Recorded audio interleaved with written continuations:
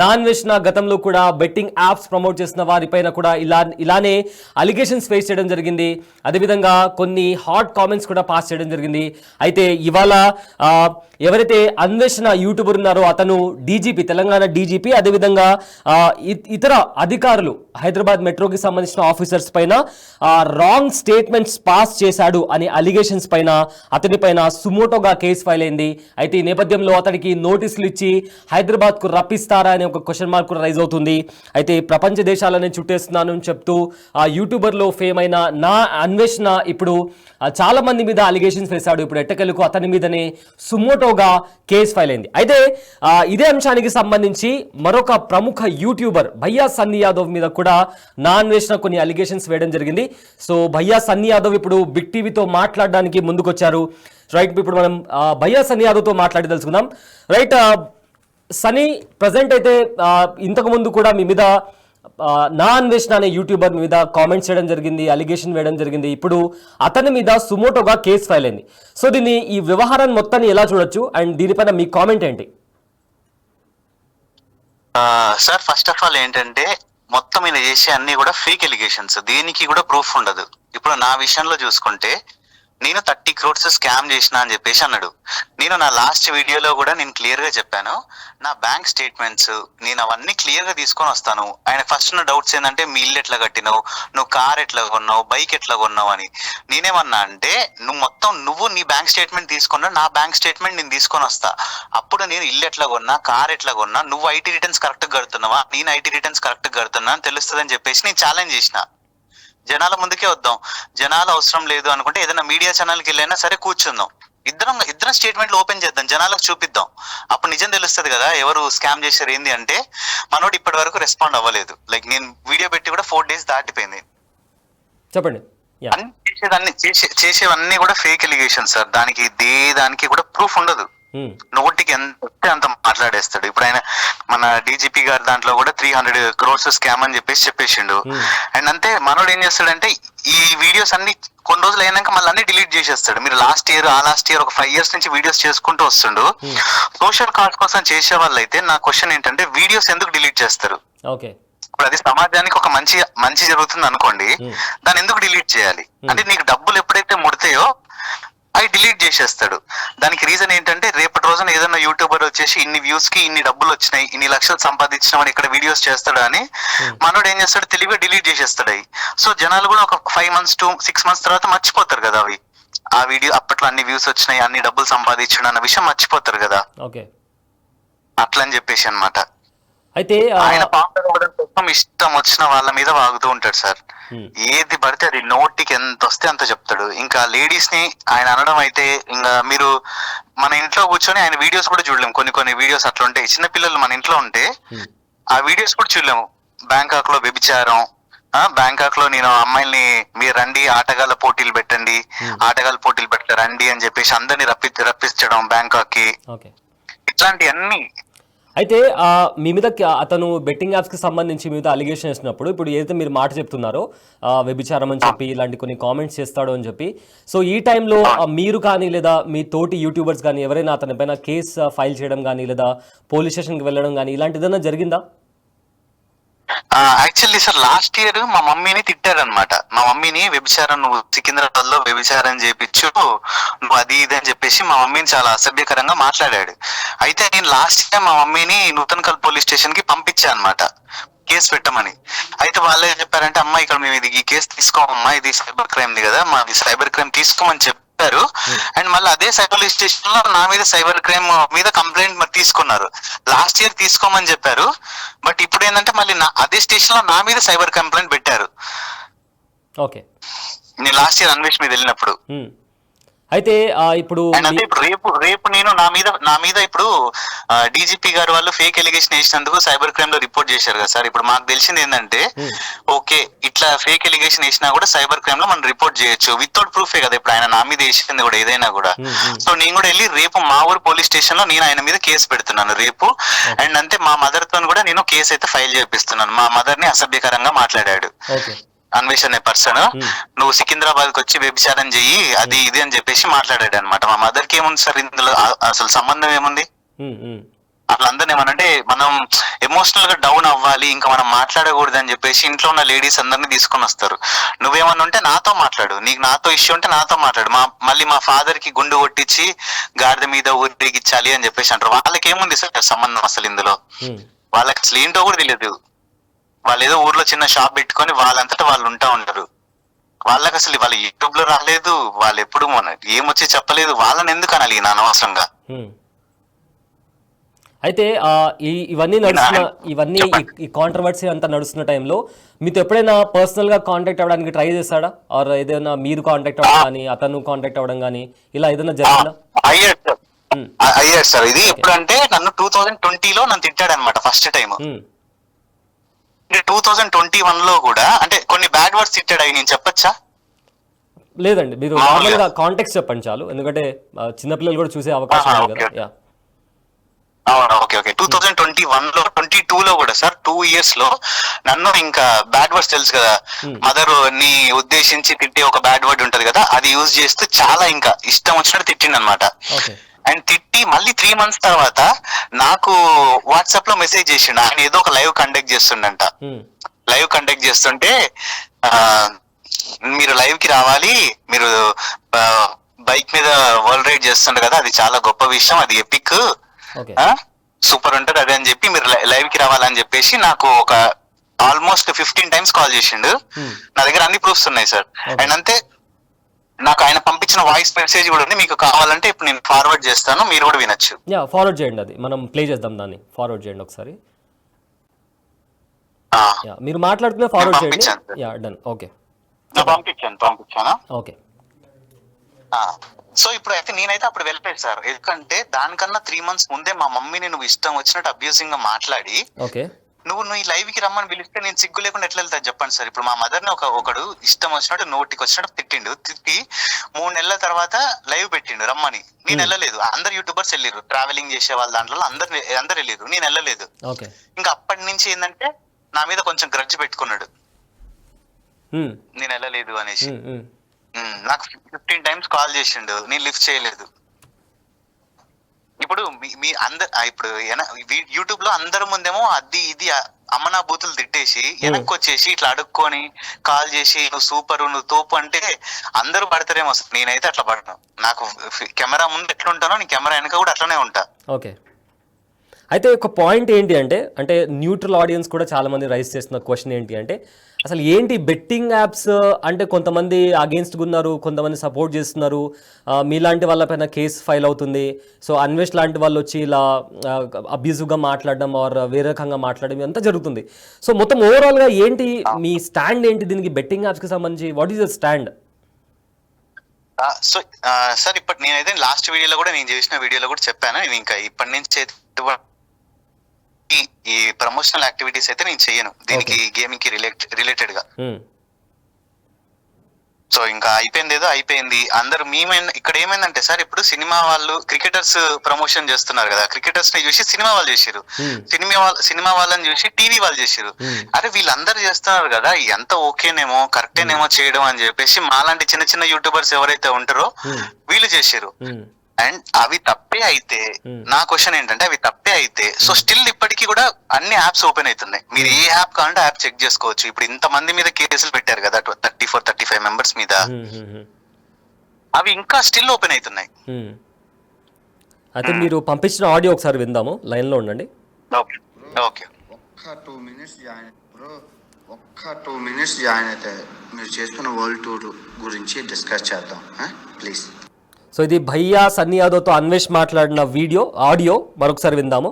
Bro ఒక్క 2 minutes join అయితే మీరు చేస్తున్న వరల్డ్ టూర్ గురించి డిస్కస్ చేద్దాం ప్లీజ్. బ్రో ఒక్క 2 minutes జాయిన్ అయితే మీరు చేస్తున్న వరల్డ్ టూర్ గురించి డిస్కస్ చేద్దాం ప్లీజ్. బ్రో ఒక్క 2 minutes జాయిన్ అయితే మీరు చేస్తున్న వరల్డ్ టూర్ గురించి డిస్కస్ చేద్దాం ప్లీజ్. రైట్, ఈ ఆడియోలో చాలా ప్లీజింగ్గా, చాలా హానెస్ట్గా ప్లీజ్ అని మాట్లాడుతున్నాడు. మిమ్మల్ని ఇన్వైట్ చేస్తున్నారు ఒక లైవ్ కావచ్చు ఐ థింక్. సో ఏంటి దాని తర్వాత మీ ఇద్దరి మధ్య ఏదైనా లైక్ ఆర్గ్యుమెంట్ జరిగిందా, లేదా మీరు ఒప్పుకోలేదా, ఆర్ మిమ్మల్ని కాంపిటీషన్గా ఫీల్ అవ్వడం లాంటిదా, ఇలా ఏమైనా జరిగిందా? ఎందుకంటే చాలా ప్లీజింగ్గా ఉంది ఆడియో, తర్వాత మొత్తం అయితే మీ ఇద్దరి మధ్య జరిగిందో చాలా కాంట్రాస్ట్గా ఉంది. అతను మీ మీద అలిగేషన్ వేయడం, మీరు అతని గురించి మాట్లాడడం ఇదంతా.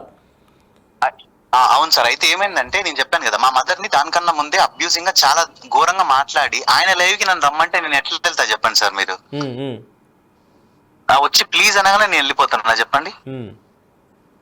నువ్వు నీకు అంత ఉంటే నువ్వు చెప్పాలి కదా, మీ మదర్ ని మాట్లాడినందుకు సారీ అని చెప్పేసి అందరి ముందు ఒప్పుకోవాలి. నువ్వు ఇన్సల్ట్ అందరి ముందు చేసి సారీ వచ్చి పక్కకు వచ్చి చెప్తా అంటే అది ఎంతవరకు కరెక్ట్ సార్? నేను అందుకనే నేను వెళ్ళలేదు ఓకే లైవ్ కి. ఓకే. సో రేపు మీరు కేసు ఫైల్ చేయబోతున్నారు, మీ మదర్తో పాటు మీరు కూడా పోలీస్ స్టేషన్కి వెళ్తున్నామని చెప్తున్నారు. సో మొత్తం మీద మీతో పాటు ఎవరైతే మీ కో యూట్యూబర్స్ కావచ్చు, లేదా మీకు తెలిసిన వాళ్ళు కావచ్చు, వాళ్ళు ఎప్పుడైనా మాట్లాడారా ఈ ఇష్యూ గురించి? మీతో కాల్ చేసి మీతో ఎప్పుడైనా మాట్లాడారా కేసు ఫైల్ చేద్దామని కానీ, లేదా మీరు రేపు వెళ్తున్నారు సో మీతో పాటు మీ కో యూట్యూబర్స్ కానీ ఎవరైనా, మీ ట్రావెల్ కమ్యూనిటీ కావచ్చు, లేదా ఇతర యూట్యూబర్ ఇమ్రాన్ అని ఇంకా చాలామంది యూట్యూబర్స్ ఉన్నారు. సో చాలా మందిని కూడా మీరు మిమ్మల్ని అబ్యూస్ చేసినట్టు కూడా చాలా మంది అబ్యూస్ చేశారని కూడా వాళ్ళు కూడా వీడియోస్ పెట్టారు. సో ఏంటి మీతో పాటు వాళ్ళు ఎవరైనా వచ్చే అవకాశం ఉందా, ఆర్ మీరు ఇండివిజువల్ గా వెళ్తున్నారా? సార్ యాక్చువల్లీ ఏంటంటే వీళ్ళెవ్వరితో కూడా ఇప్పుడు నాకైతే పరిచయం లేదు. ఇప్పుడు ఇమ్రాన్ తెలుసు, నాకు హర్ష సాయి తెలుసు, పల్లవి ప్రశాంత్, వీళ్ళందరూ తెలుసు. అందరికీ ఎట్లా తెలుసు యూట్యూబర్స్ గా, నాకు అట్లనే తెలుసు. బట్ నాకు వాళ్ళతో పర్సనల్ ఫ్రెండ్షిప్, పర్సనల్ కనెక్షన్ అయితే ఎటువంటిది లేదు. ఓకే. సో ఇప్పుడు నేను కాంటాక్ట్ అవ్వడానికి ట్రై చేస్తాను. అండ్ ఇమ్రాన్ వాళ్ళ మదర్ ని కూడా చాలా అబ్యూసింగ్ గా మాట్లాడారు. అండ్ ఇమ్రాన్ కూడా ఏదో కంప్లైంట్ ఇచ్చినట్టు నేను చూశాను సార్, ఏదో ఒక వీడియోలోనే ఎక్కడ పెట్టారు, స్క్రీన్ షాట్ అది చూశాను.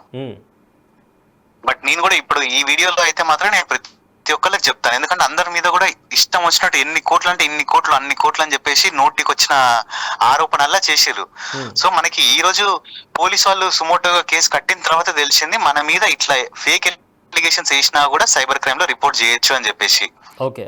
సో ఇప్పుడు నేను రేపు నేనైతే ఖచ్చితంగా ఇస్తున్నాను. నేను అందరికీ కూడా నేను ఆల్రెడీ ఒక వీడియో రికార్డ్ చేశాను, ఒక 1 hour లో నా ఛానల్ అప్లోడ్ చేస్తాను. అందులో నేను క్లియర్ గా చెప్పా ప్రతి ఒక్క యూట్యూబర్ కి, ఎవరి మీద అయితే అన్వేష్ ఫేక్ ఎలిగేషన్స్ వేసిండో అందరికీ చెప్పా, మీరు కూడా రెస్పాండ్ అయ్యి కేసు కట్టాలి వీళ్ళ మీద. ఎందుకంటే మీరు కేసు కట్టలేదంటే మీరు ఆ తప్పు చేసినట్టే. ఇప్పుడు అందరు యూట్యూబర్స్ ఉన్నారు కదా సార్, ప్రతి ఒక్కళ్ళు కూడా ఇప్పుడు నేనైతే ఏ తప్పు చేయలేదు సార్. నేను భయపడను అసలు దేనికి. నేను ప్రతి ఒక్కటి ఏదన్నా సరే నేను ప్రూవ్ చేసుకోవడానికి రెడీ. నా మీద వేసిన ఏ ఎలిగేషన్ అయినా వేయండి, లేకుంటే అన్వేష్ ని నేను మీ బిగ్ టీవీలోనే నేను ఓపెన్ గా ఛాలెంజ్ చేస్తున్నా సార్. అన్వేష్ ని ఆయన బ్యాంక్ అకౌంట్స్ తీసుకొని రమ్మనండి, నేను నా బ్యాంక్ అకౌంట్స్ తీసుకొని వస్తాను. బిగ్ టీవీలోనే మనం కూర్చుందాం, లైవ్ పెడదాం. మీరుండండి, మీరుండి మీరే న్యాయం చెప్పండి. ఎవరు స్కామర్ అనేది జనాలకి క్లియర్ కట్ గా అర్థమైపోతుంది. ఇప్పటి వరకు అన్వేష్ ఇట్లా ఇది చేస్తున్నా అది చేస్తున్నా అని చెప్పేసి 4 కోట్లు తీసుకున్నాడు సార్, ఓన్లీ ఈ బెట్టింగ్ యాప్స్ ఇది అని. అంటే జనాలకి ఏదో నేను సేవ చేస్తున్నా అని చెప్పేసి 4 crores స్కామ్ సంపాదించిండు, 4 కోట్లు. అండ్ అన్వేష్ ది ఒక క్లిప్ ఉంటుంది సార్ నా దగ్గర, అది ఫోన్ లో ఎక్కడుంది వెతకాలి నేను. ఇప్పుడు అన్వేష్ దగ్గర 2 సంవత్సరాలకి సరిపోయేంత డబ్బు ఉందంట. నా వీడియోలో ఉంది, లాస్ట్ పెట్టిన వీడియోలో ఆ క్లిప్ ఉంది. 2 years కి ట్రావెల్ చేసేంత డబ్బు ఉందంట. ఆ డబ్బు మొత్తం కూడా ఈ దీంట్లో నుంచే వచ్చిందంట, ఈ గొడవలలో నుంచే సంపాదించిండంట. ఓకే. ఆ పెట్టిన వీడియోస్ దాంట్లో నుంచి వచ్చిన వ్యూస్ 2 years ఫారెన్ లో తిరగాలంటే ఆల్మోస్ట్ 70-80 లక్షలు కావాలి సార్. ఆ 70-80 లక్షలు సంపాదించేసిండు ఆయన. 2 years కూడా తిరిగేంత డబ్బు ఉందంట. నా ఛానల్లో నేను ప్లే చేశాను ఆ క్లిప్. లాస్ట్ వీడియోలో నేను పెట్టిన లాస్ట్ వీడియోలో ఆడియో క్లిప్ నేను ప్లే చేసిన. అయితే సంపాదించేసి జనాలని అయితే మామూలు మోసం చేయట్లేదు. ఓకే. సో ఇది యూట్యూబ్ గురించి మాట్లాడుతున్నారు కాబట్టి వ్యూస్ కూడా చాలా కాంట్రాస్ట్గా, మీ వ్యూస్ చూసినా కానీ లేదా ఆయన వ్యూస్ చూసినా కూడా, సో ఇద్దరు ట్రావెల్ కమ్యూనిటీయే, ఇద్దరు కూడా ట్రావెల్ చేస్తున్నారు. బట్ వ్యూస్ పరంగా చూస్తే చాలా కాంట్రాస్ట్గా ఉంటున్నాయి వ్యూస్. అంటే ట్రావెలింగ్ వ్యూస్కి అందరికీ జనరల్గా వ్యూస్ వస్తాయా, లేదా కాంటెంట్లో అంటే మనం వాడే లాంగ్వేజ్ని బట్టి కూడా ఆడియన్స్ అట్రాక్ట్ అయ్యే అవకాశం అలాంటిది ఏదైనా ఉందంటారా? అయితే సార్ యాక్చువల్లీ మీరు ఆయన వీడియోస్ చూస్తే, ఆయన వీడియోస్ లో ఏం చేస్తారంటే ఉమెన్ ని చాలా గలీజ్ గా చూపిస్తాడు సార్. ఏం చేస్తారంటే ఒక యాప్ ఉంటుంది సార్, ఇప్పుడు నేను వరల్డ్లో తిరుగుతాను కాబట్టి నాకు తెలుసు కదా, ఒక యాప్ ఉంటది అనమాట. ఆ యాప్ లో ఏంటంటే మన ఏ కంట్రీలో అయినా ఒక అమ్మాయిని రెంట్ కి తెచ్చుకోవచ్చు. ఒక రోజుకి $100, $50. మీరు తెలుగులో కొట్టి చూడండి, చాలా మంది యూట్యూబర్స్ వీడియోస్ చేసి పెట్టిరు దాంట్లో. సో అట్లా వీడేం చేస్తారంటే అమ్మాయిని రెంట్ కి తెచ్చుకుంటాడు. ఎవరైతే కొంచెం అమ్మాయి మంచిగా ఉంటుందో, వైట్ స్కిన్, ఫేర్ గా ఉండి కొంచెం ఇంకా ఎక్స్పోజింగ్ చేయడానికి రెడీగా ఏ అమ్మాయి అయితే ఉంటుందో ఒక $50 $100 ఎక్స్ట్రా ఇచ్చిన అట్లాంటి అమ్మాయిల్ని సెలెక్ట్ చేసేసి యాప్ లో బుక్ చేసుకొని ఇతనితో పాటు తిప్పుకుంటాడు అనమాట మొత్తం. ఇది మీరు చెప్పేది లైక్ అథెంటిక్ ఇన్ఫర్మేషనా? ఎస్, 100%. ఆయన ఫోన్ లో యాప్ లో ఖచ్చితంగా. Okay okay. లేకుంటే ఎవరు ఇప్పుడు మాకు తెలుసు కదా సార్, మేము తిరిగిన వాళ్ళమే. సో మనోడు ఏం చేస్తాడంటే ఇట్లా ఓన్లీ ఇప్పుడు అమ్మాయి ఉంటేనే మనోడి, మీరు అందరికి ఓపెన్ చేయండి, నేను లైన్ లోనే ఉంటాను, మీరు కావాలంటే ఆయన ఛానల్లోకి వెళ్ళి థంబ్నెయిల్స్ ఓపెన్ చేయండి. అమ్మాయిలు నేను ఆ దేశంలో ఆ అమ్మాయిని పెళ్లి చేసుకుంటున్నా, మీరే నా పెళ్లి చేయాలి అంటాడు. ఈ అమ్మాయిని చూపించేసి నాకు పడిపోయింది అంటాడు. ఓన్లీ అమ్మాయిలతోనే మనోడి వీడియోస్. అమ్మాయి లేదనుకుంటే ఆయన వీడియోస్ ఎవరు చూడరు సార్. ఓకే.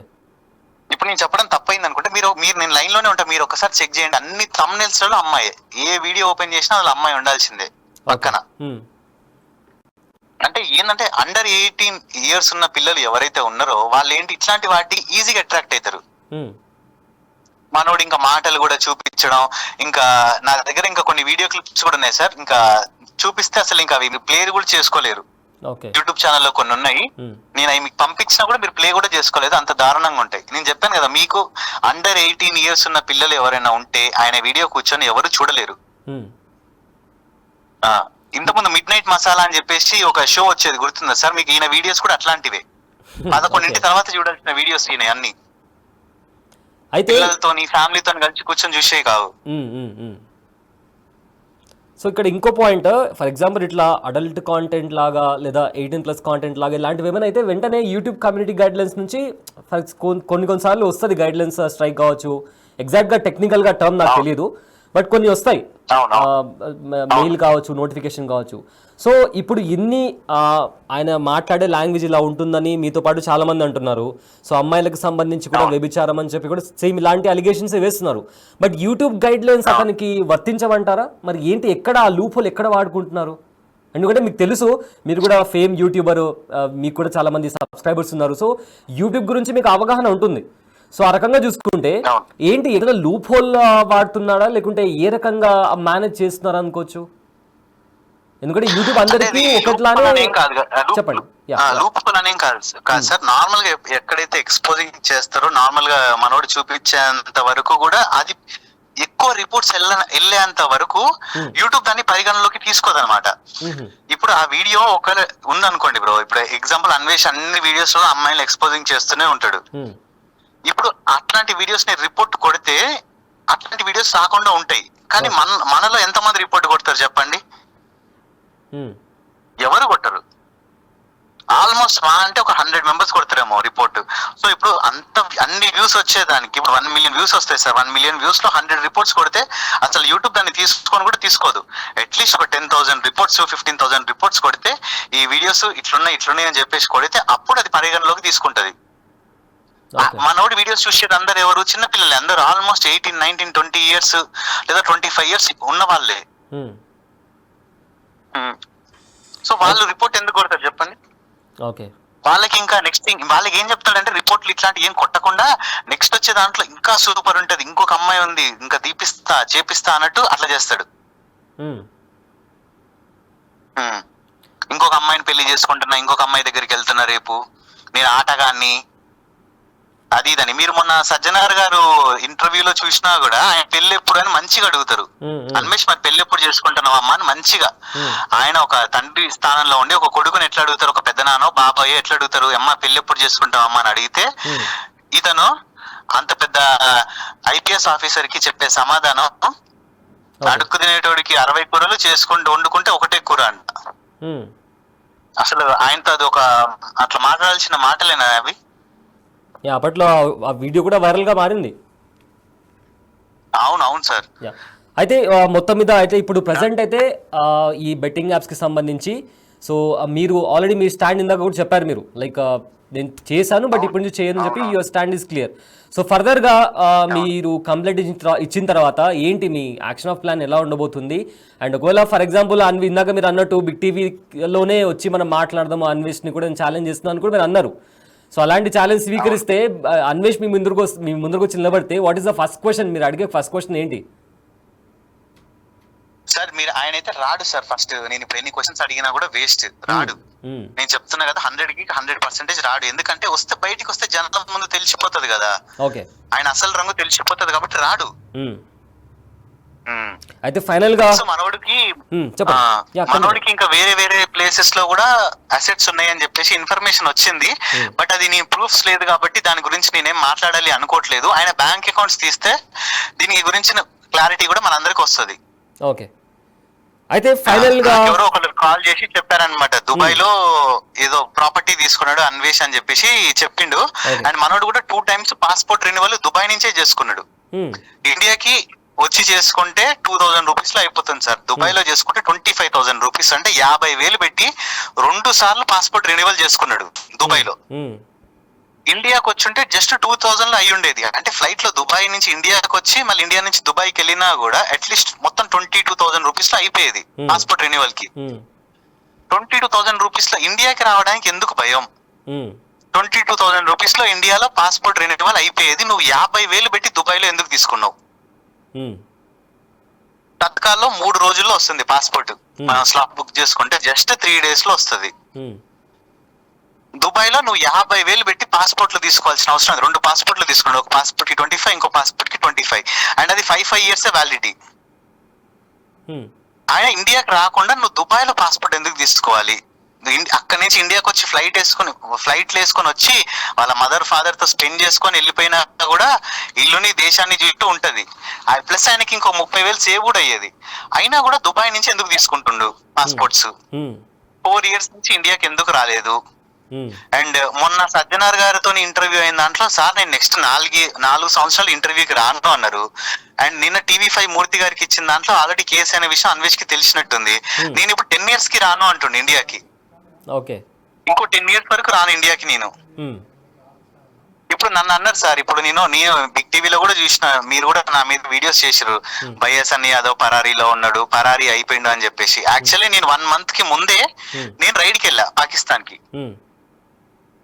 నా మీద ఎప్పుడైతే FIR అయిందో దానికి 1 month ముందే నేను రైడ్కి వెళ్ళిపోయా. నేను ఎప్పుడైతే రైడ్కి ఎట్లయితే వెళ్తానో నేను అట్లనే వెళ్ళిపోయినా. నా మీద కేసు అయింది, లుకౌట్ నోటీస్ చేసారు. నేను హైకోర్టుని అప్రోచ్ అయ్యి లుకౌట్ నోటీస్ తీపించుకొని నేను లీగల్ గా ఇండియాకి ఎంటర్ అయినా. అండ్ ఇప్పుడు కూడా నేను ప్రస్తుతానికి మా ఊర్లో ఉండే నేను మీతో ఫోన్ మాట్లాడుతున్నా. మా ఊర్లో ఏ ఊర్లో పోలీస్ స్టేషన్ లో కేసు అయిందో నేను అదే ఊర్లో ఉన్నా నేను. ఓకే, ఫైనల్ గా సన్నీ ఒక ఫైనల్ క్వశ్చన్. సో ఆల్మోస్ట్ ఈ బెట్టింగ్ యాప్స్ కి సంబంధించి న్యూట్రల్ ఆడియన్స్ కూడా చాలా మంది ఈ బెట్టింగ్ కి సంబంధించి చాలా మంది బాధితులు ఉన్నారు. సో మీరు చేశారు అండ్ తెలియక చేశారు, తర్వాత లీగాలిటీస్ తెలిసాయి నాకు, ఇప్పటి నుంచి చేయను కూడా మీ తరపు నుంచి క్లారిటీ వచ్చింది. సో ఫర్దర్ గా ఈ బెట్టింగ్ యాప్స్ కి సంబంధించి ఎవరు కూడా చేయకూడదని కూడా ఎవరైతే చేశారో వాళ్ళు ముందుకు వచ్చి చెప్తున్నారు. సో వన్స్ ఫర్ ఆల్ ఈ కాంట్రవర్సీకి సంబంధించి మీ స్టాండ్ ఏముంది క్లియర్ కట్ గా ఒకసారి చెప్తే వ్యూవర్స్ కి కూడా అర్థమవుతుంది. నేనైతే ప్రమోషనల్ యాక్టివిటీ అయితే నేను చేశాను సార్. వాళ్ళు మనీ ఇస్తా అని చెప్పారు, నేనైతే ప్రమోషనల్ యాక్టివిటీ చేశాను. అడ్వర్టైజ్మెంట్ అయితే నేను ఖచ్చితంగా నేను చేశానే చెప్తున్నాను.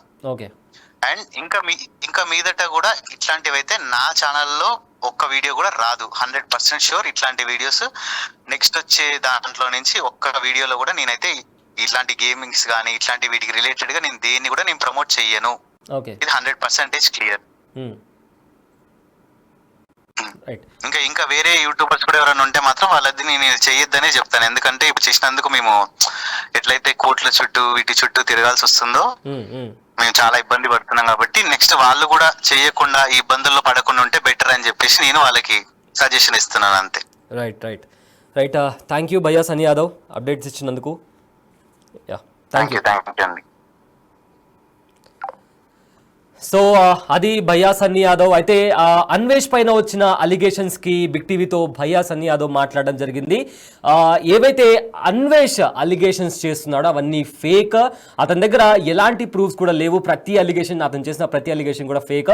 సో ఇంతవరకు నేను కూడా కేసు పెడదామని చూశాను, బట్ అది కుదరలేదు. కానీ ఇప్పుడు అతను ఫేక్ అలిగేషన్స్ చేయడం వల్ల, అంటే తెలంగాణ డీజీపీ పైన ఫేక్ అలిగేషన్స్ చేయడం వల్ల మనం సైబర్ క్రైమ్లో కంప్లైంట్ చేయొచ్చు అని కూడా నాకు తెలిసింది. సో రేపు మా అమ్మగారితో కలిసి నేను కూడా రేపు వెళ్ళి పోలీస్ స్టేషన్లో కంప్లైంట్ ఫైల్ చేస్తాను. సో ఖచ్చితంగా దీనికి సంబంధించి ఏవైతే అన్వేష్ అంటే అతను అమ్మాయిల గురించి అబ్యూసివ్గా మాట్లాడతాడు, అతని కాంటెంట్ ప్రతిదీ అడల్ట్ కాంటెంట్ ఉంటుంది. చిన్నపిల్లలు ఎవరైతే ఉన్నారో వాళ్ళు ఎక్కువగా ఆ కాంటెంట్ని అంటే పేరెంట్స్ ముందర కూర్చొని చూడలేరు, అలాంటి కాంటెంట్ని ప్రమోట్ చేస్తూ ఉంటాడు అన్వేష్ అని కూడా భయ్యా సన్నీ యాదవ్ బిగ్ టీవీతో ఇందాక మాట్లాడిన ఓవరాల్గా అతను చెప్పిన విషయం. అండ్ ఆల్సో ఫర్దర్గా కూడా భయ్యా సన్నీ యాదవ్ తాను చేసిన బెట్టింగ్ యాప్స్కి సంబంధించి చేశాను, నేను చేసినా కూడా నాకు డబ్బులు కూడా వచ్చాయి, కానీ అది చెయ్యకూడదు, అది తప్పు. సో దానికి సంబంధించిన లీగాలిటీస్ తెలుసుకున్నాను, పోలీస్ స్టేషన్కి అప్రోచ్ అవ్వాలి, కోర్టుల చుట్టూ తిరగాలి.